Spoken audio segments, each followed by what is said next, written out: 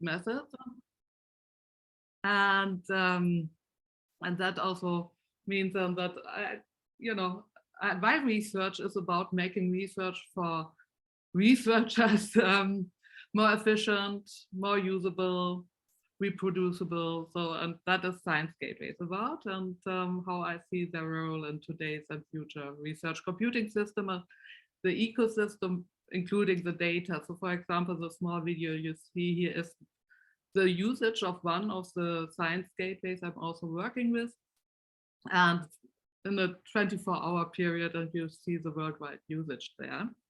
And also, I'm happy if you just interrupt me with questions. When I don't see your questions directly in the chat room or something, just interrupt me. I'm happy to answer them directly, so no problem there. Let me see that I can go. So if we look at research computing and data, so there's really the increased complexity of today's research questions. We can ask nowadays research questions we could not even, or answer them, we could not even ask 10 years ago. And the new development in hardware and software, data, a lot of state intensive problems. And yeah, researchers need the skills to deal with all these complexities. And there's a greater need for openness and reproducibility because it raises policy questions. But there's also with projects, we are more interdisciplinary. The big really challenges and grand challenges, climate change and cancer, are targeted by interdisciplinary and distributed projects. And there's an opportunity to integrate research with teaching, have a preparation of workforce in different disciplines. And there is where really there's a need for end-to-end solutions that allow everyone to deal with research questions and with education, and Science Gateways are tapping into this. And yeah, I would have a question. Maybe you can just show hands. How many people of you have heard about Science Gateways before? Now let me see whether I can see the hand rising. Oh yeah, here. Okay, so it looks like a kind of half-half. So because I didn't want also to bore you with too many details, so I will talk a little bit more. So why Science Gateways? If you look at the research computing ecosystem, you have the data and compute intensive problems. And then you have lab instruments, like, the huge ones, like in CERN, the little minion that is a sequencing machine you can hold in your hand. We have all these web-based agile frameworks, the distributed data and computing infrastructure and data, for example, like with iRods and different ways to really handle data in a fast and good way, the high-speed networks, and also research software.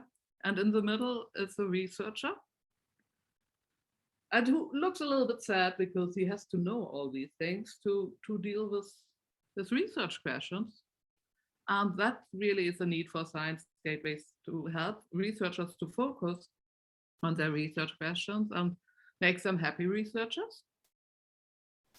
And if you look at this typical example with the elephant, you might have heard about Science Gateways with a different term. Maybe as a virtual research environment, maybe as cyber infrastructure, or it's a collaboratory, it's a research portal, or some people say also virtual lab. So in Australia, a lot of people say virtual lab, and in Europe, a lot of people say virtual research environment. So, and one of the examples, so what is a Science Gateway? And HiApp0 is one of the framework examples that helps you build Science Gateways. So it's an open source platform, and with really hosting services and also development services behind it. And it has over 2 million visitors worldwide. And HiApp0 is together with NanoHub, the little video I've shown. So NanoHub is based on the HiApp0 technology, or vice versa. And NanoHub is a Science Gateway in nanotechnology. So if we look at this framework, so what does it do? So it serves students, researchers, and instructors.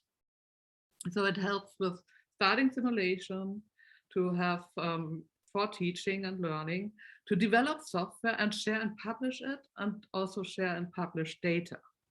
So teaching materials, tools, results. You can see the different curated materials here. And this is an example how it can look like. So you see the different topics on top. It's very community driven also for sharing knowledge, for sharing data, for sharing tools, and for reproducibility. So you can launch a tool, and then this is often how simulation tools look in the background, like it's a C++ program or something. So you don't have to know all this, and you get a nice visualization. That is where we want to go with science gateways.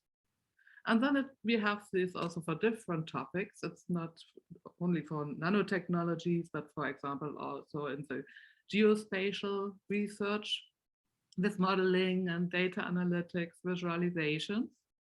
Like, you know, a map has more than 1,000 words if you want to see different trends and everything. So if you look at Hub Zero as a framework, it helps build the communities around topics. And the strategy is also there to use tools researchers really would like to use for. So like Jupyter notebooks are integrated, Linux apps, as RStudio, web apps. So it's about not reinventing the wheel for the infrastructure, and really to publish your research and your data, and getting new features more easily, so that not every group has to do it themselves, but that there is really the possibility to integrate it with different topics. I've seen that people raised their hands. Are there questions?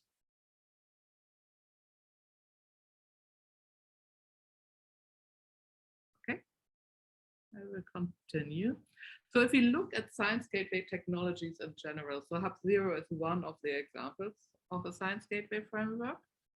But there are, you know, several examples. There are several widely used complete frameworks, for example, like Hub Zero, Open Science Framework, you might have heard about that, or the Galaxy, the Global Data Portal. So these are complete frameworks. Then there are RESTful APIs, and they support multiple programming languages, for example, and widely used by also developers to do their own frameworks like Apache Avata or Tavis. Or Cypress is a co-phylogeny science gateway, and it uses standards. So the interface implementations are reused by other science gateways about different topics.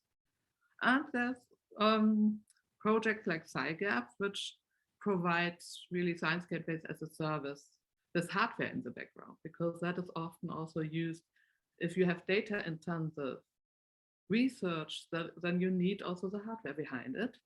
So the lessons learned from the last couple of years is that approaches should be really technology agnostic, using APIs and standard web technologies, or deliver a complete solution.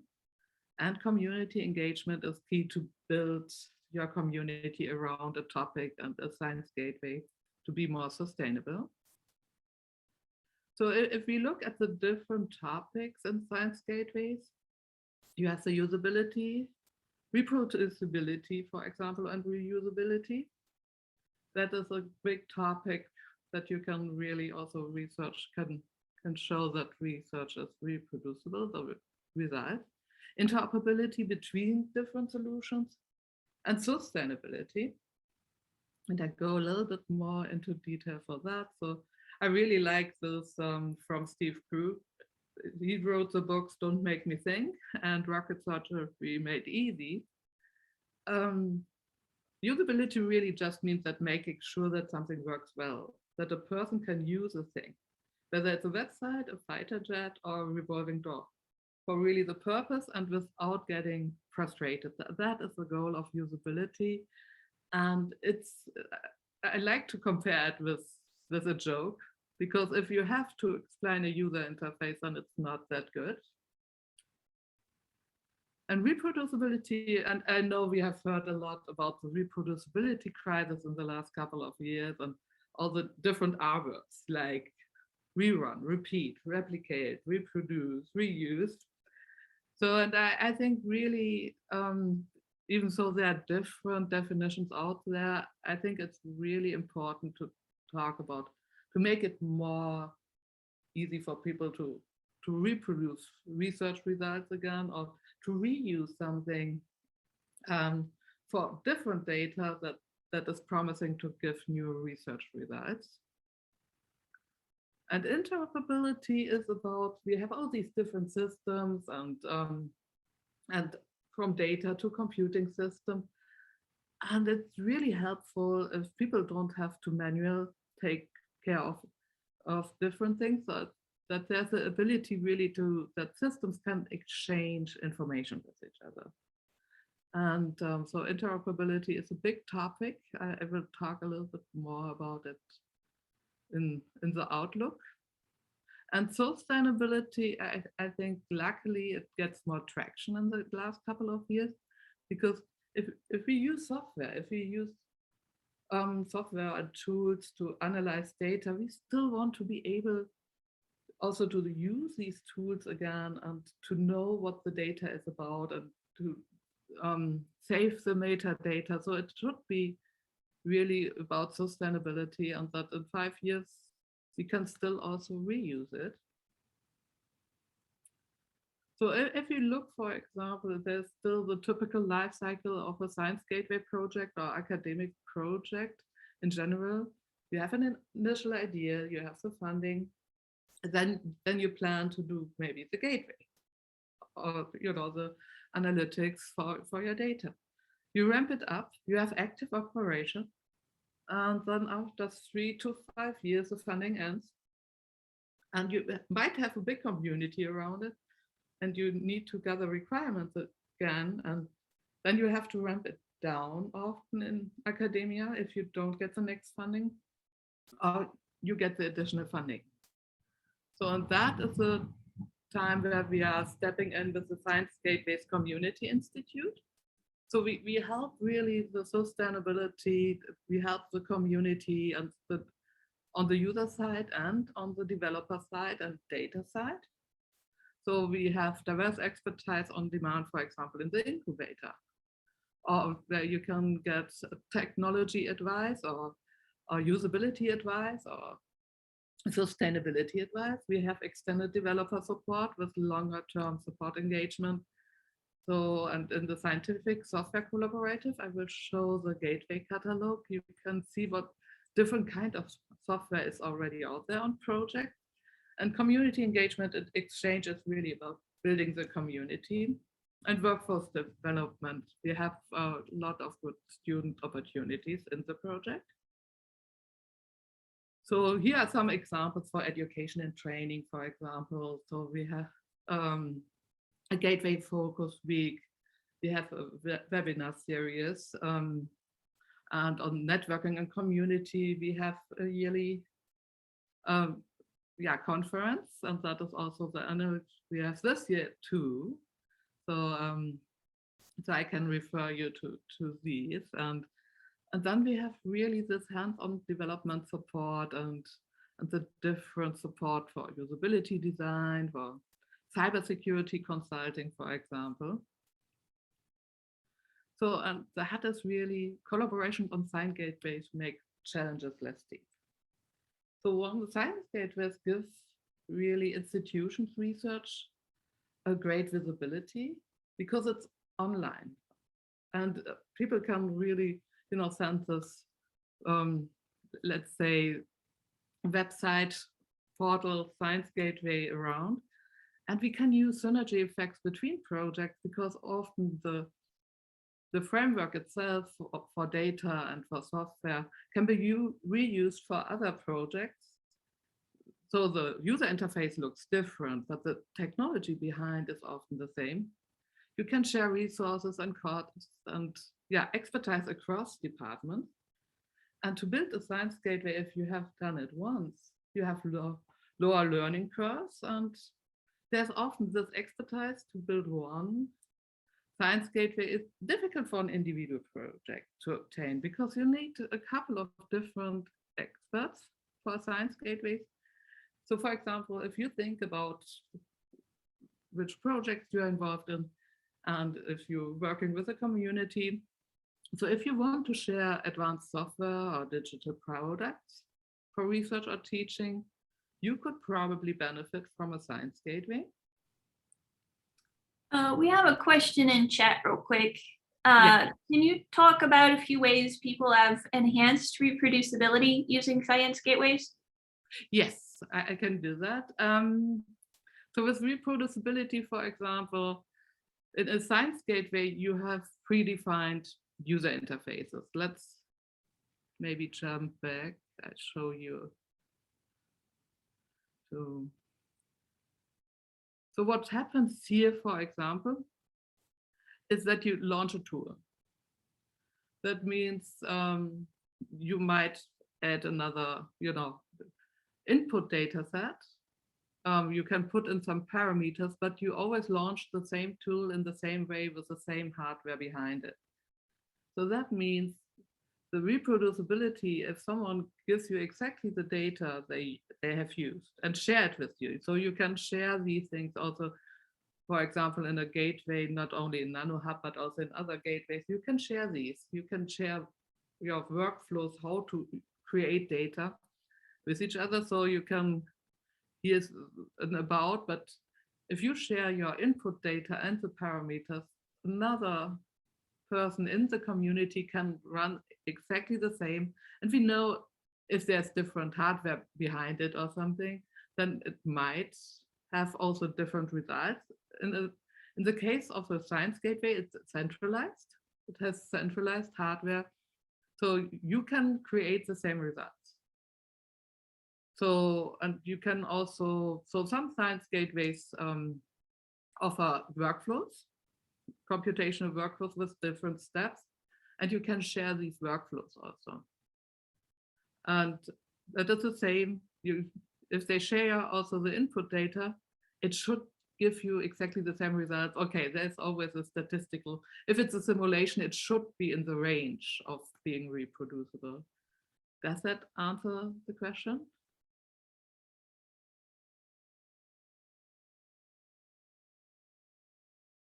So the same is also a lot of Science Gateways nowadays work also with Docker containers in the background and exchanging Docker containers, which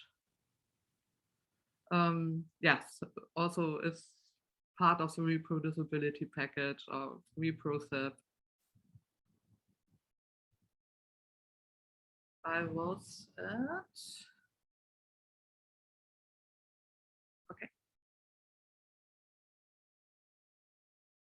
So for the community building, so if you need people with knowledge about data preservation, for example, or data lifecycle, and with programming skills, I know in this area, I often work with digital librarians together, and they have a great fit for the skill set.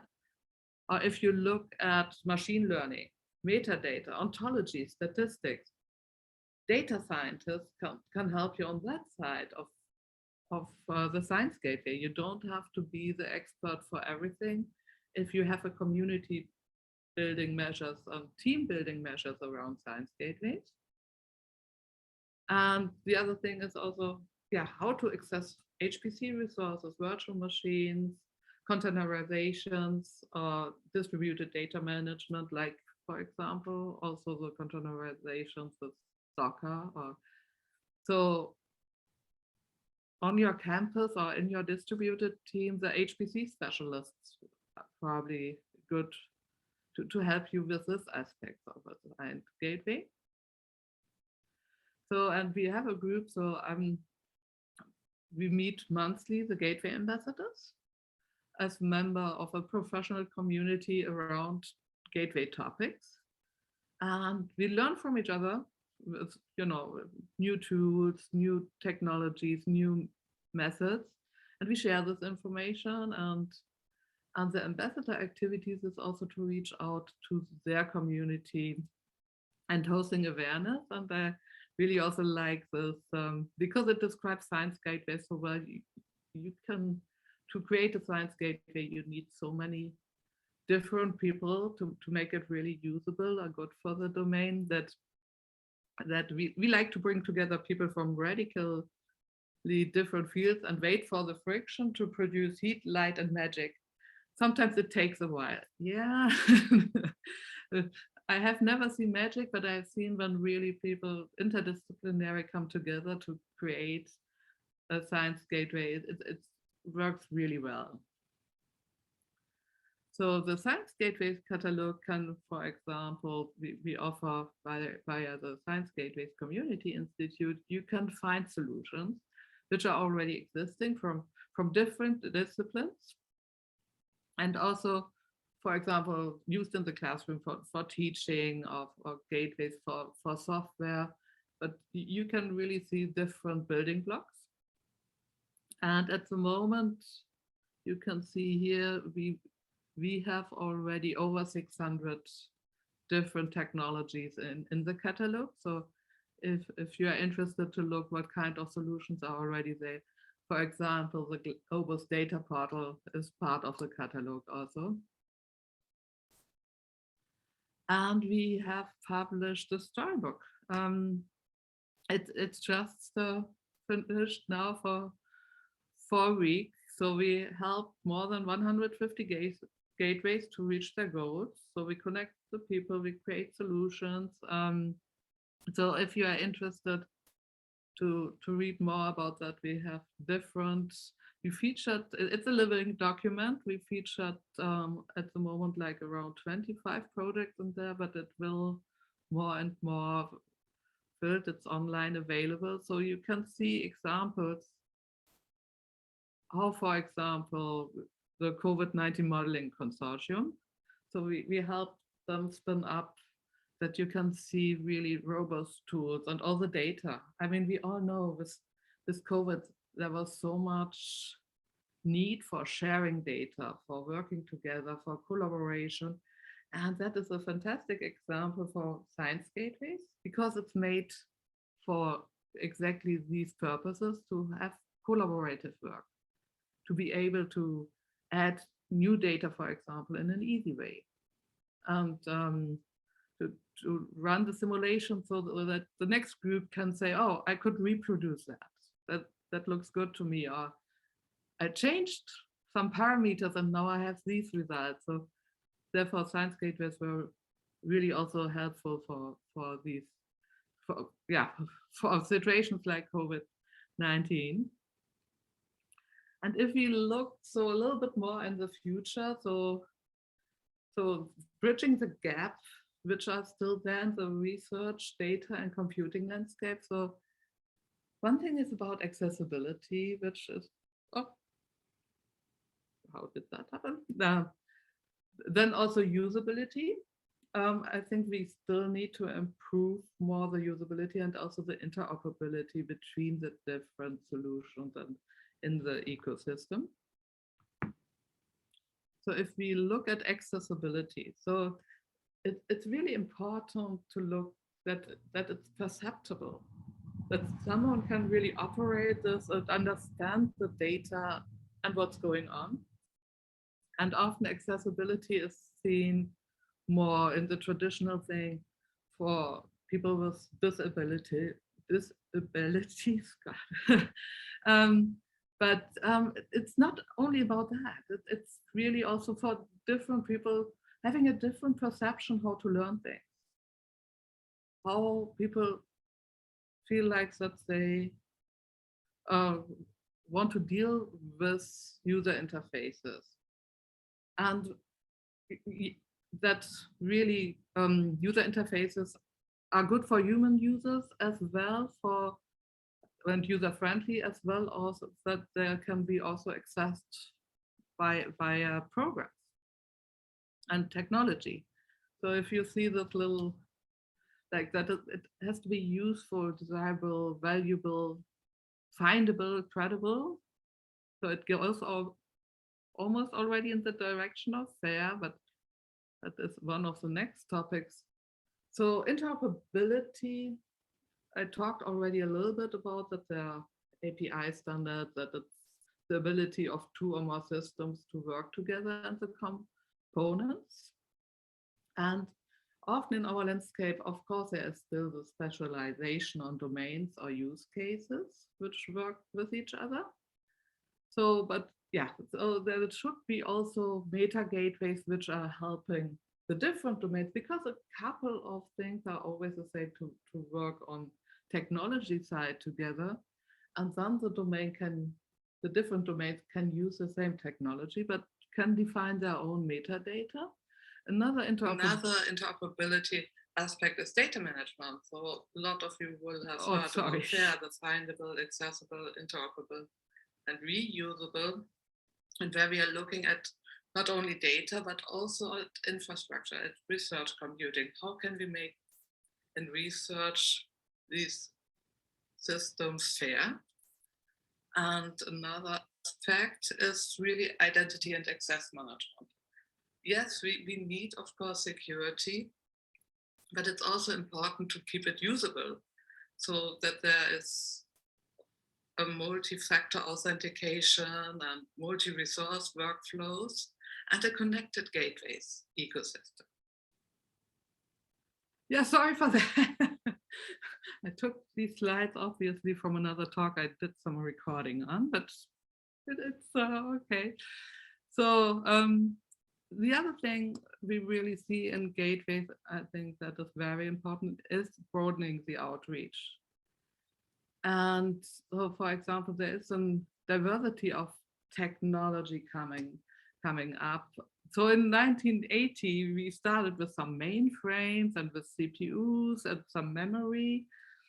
And then the 90s had already a lot of more with remote job submission, with virtual memory, with shared memories, with LANs and WANs, and 2000 brought up all the distributed memories and storage and the internet. So it got also very excited. So around 2010, it was more different hardware architectures and also more interconnects and storage services.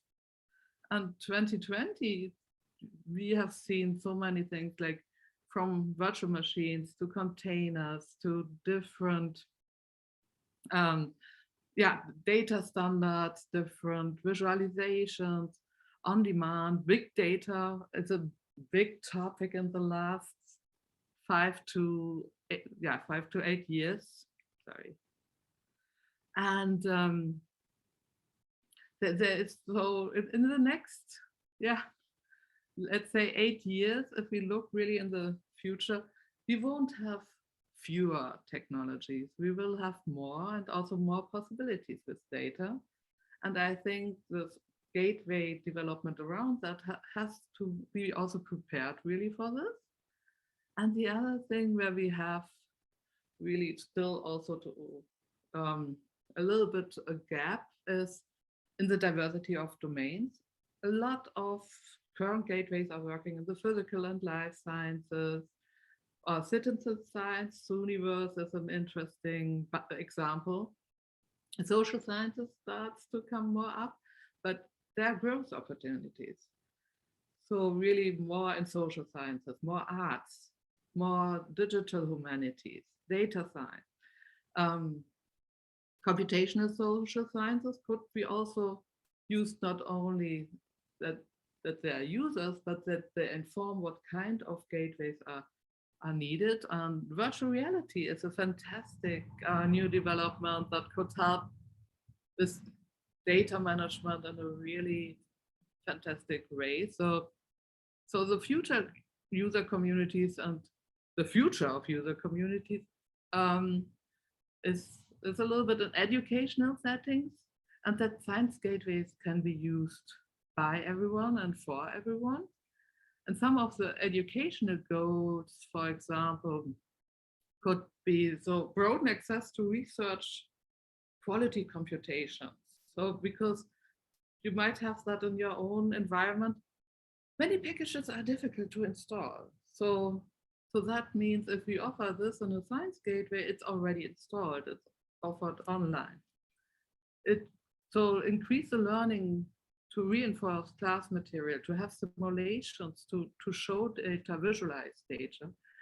So, and also to increase the computer confidence.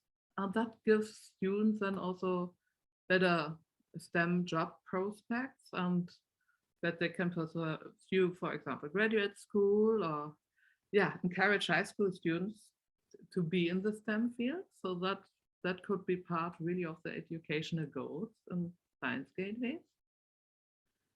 And science gateways for everyone. Like, we have experienced it in the last 2 years now. Travel is not always easy. So being in a virtual reality and might be able, to walk maybe through the Taj Mahal in India in virtual reality via science gateway, that would be exciting. Or to go to Rome, or without having the travels, and still can learn and have almost the feel as being there. So that could be also really the future of science gateways. And there is, the changing of academic culture, I think, is also coming in the field of science gateways, with the centers of excellence, with research software engineers, with HPC facilitators, with research computing and data professionals, like, the developments around CARC. And with that, I would like to acknowledge my colleagues and collaborators on all these different projects I touched a little bit on. And I think we are in research computing and research data really in a nice environment and a very welcoming environment, and collaboration is a big topic, and science gateways can help with that. So thank you for your attention, and happy to answer any questions.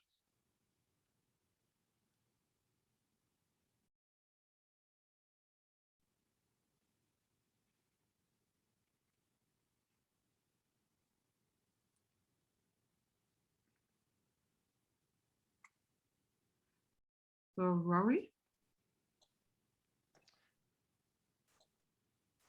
Yes. Hi, Sandra. Thank you. That was really fascinating. Thank you very much. I'm involved with what's called a VRE, but basically it's a science gateway. It's the BIH Charité Berlin Hospital VRE. And I suppose it's a particular subset of science gateways or VREs in the sense that it's biomedical. So it deals with patient data. So necessarily it's much more locked down than some of the kind of, I think, open gateways that you're describing. But I would say that of the two biggest challenges that have emerged, one is interoperability of tools that in order to make the VRE productive and effective, as you said, you want to have not as many, but you have different kinds of tools that can deal with data in different ways, and they need to interoperate. So that's very challenging because the reality is that the interoperability has to be achieved on a one-by-one basis. There's no way to scale it very easily. And the second challenge, and this is something you didn't mention, is Gdpr compliance, which is particularly relevant because of the fact that patient data is involved.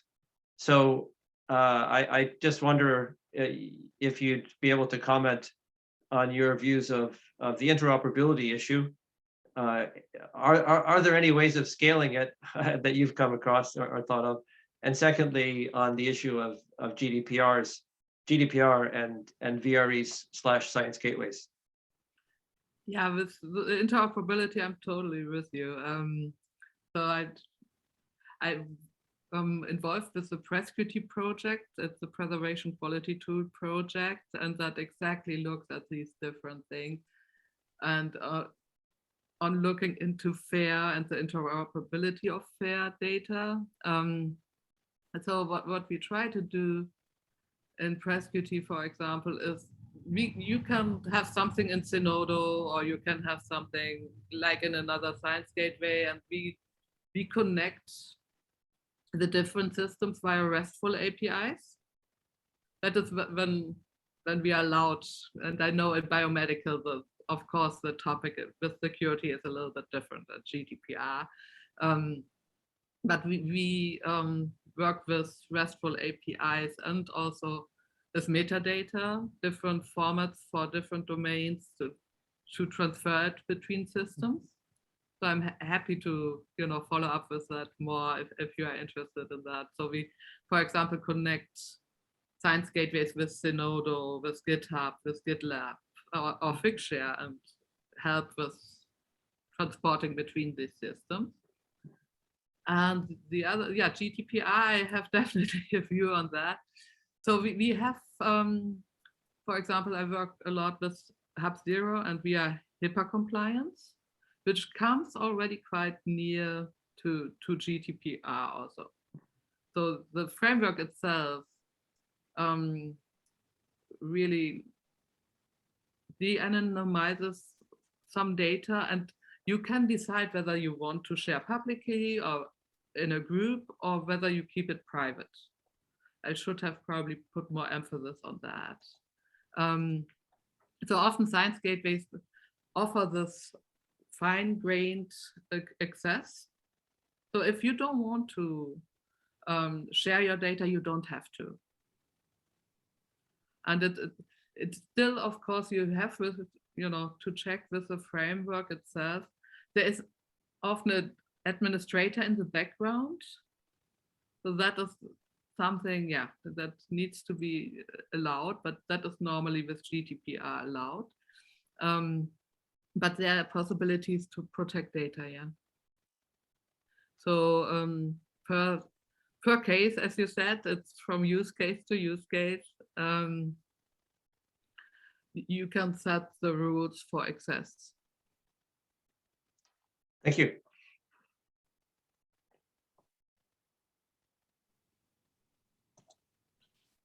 And there's almost a gateway for that too, right? That's what Custos is. It's like a gateway for role-based access, right? Sort of. Yeah, it's one, or let's say it like this, it could be one, also one module of a gateway.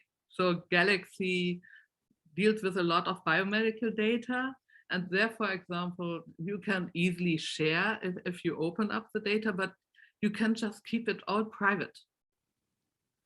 It's, it's almost, if you have to make it very secure, probably you would use an instance, maybe not even put it on the cloud, not even put it maybe openly accessible, but just use the technology. Yeah.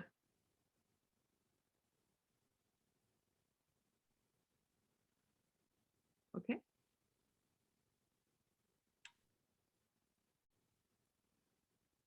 Yeah, so thank you very much for listening. I'm happy to show also more examples, or maybe, the preservation quality tool for sharing data and initiating fair assessments if that's of interest.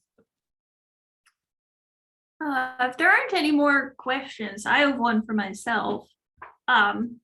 One thing that we've seen a lot of in the med school is multi-site trials where we have to collect data from multiple institutions and sometimes individual people around the world. And so we have lots of people who need like data ingestion portals to make their registries. And this isn't like 1 or 2 people, this is like 10 or 20 people. And I'm wondering, like, is there kind of could you kind of make a platform for making data portals? So like the researchers can make their own data portal, but then we make the platform, and that's kind of the gateway. Absolutely. I mean, how you describe it, it depends a little bit what you need additionally.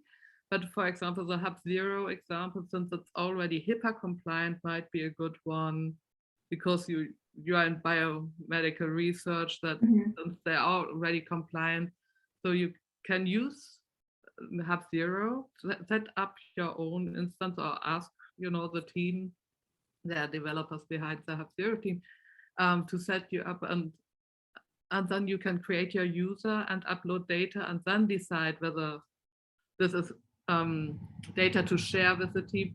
The Galaxy instance, for example, therefore I said it depends a little bit whether it's a data injection portal and then sharing the data, or whether you want to do also more. You can do simulations also in Hub0.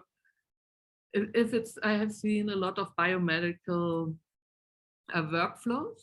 So Galaxy was a good example there, where people upload their data or connect, for example, to a genetic database, and can then use that data for running jobs for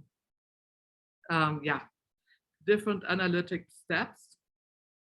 So if you have exactly what you need, whether it's a data sharing thing or whether you want to do more analytics with it, I think there are mature solutions out there which can already help this community a lot. Yeah.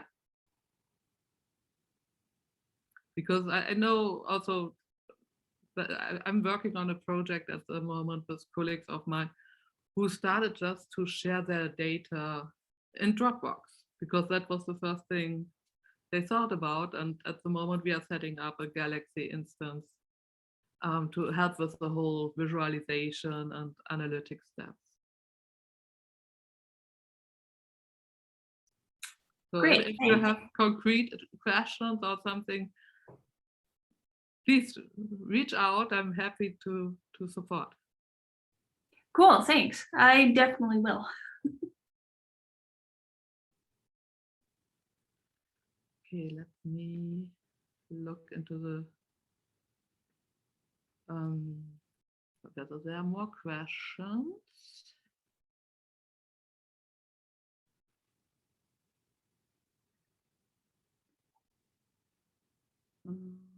Okay. So I'm happy also to share the slides if you want slides, or yeah. I've seen there was a question with the recording or something. So thank you very much for your attention and joining this.